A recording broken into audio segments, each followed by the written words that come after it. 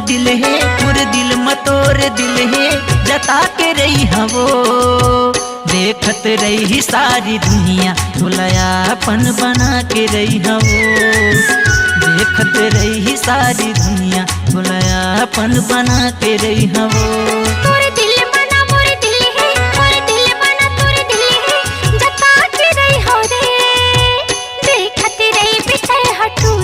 मैं तोला तरसा के रही हो रे, देखती रही बिते हटूरा, मैं तोला तरसा के रही हो रे।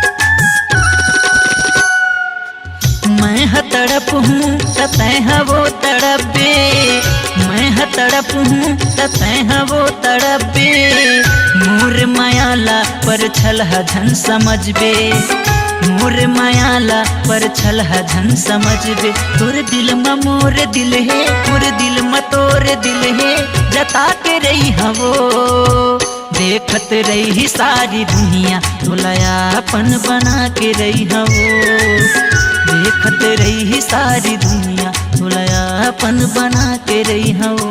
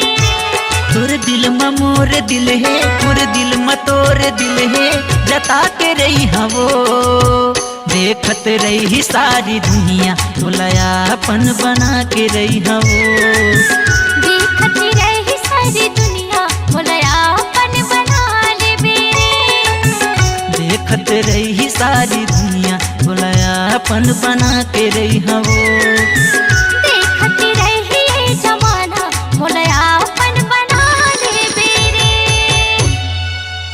अपनी आवाज को दीजिए एक नया मुकाम, डिजिटल रिकॉर्डिंग की दुनिया का जाना पहचाना नाम स्वरांजलि, जहां गूंजती हैं ध्वनियां अपनी माटी की सौंधी सुगंध के साथ, छत्तीसगढ़ी संगीत के विविध रंग जो पहुंचाते हैं पूरे प्रदेश में डिजिटल रिकॉर्डिंग के संग।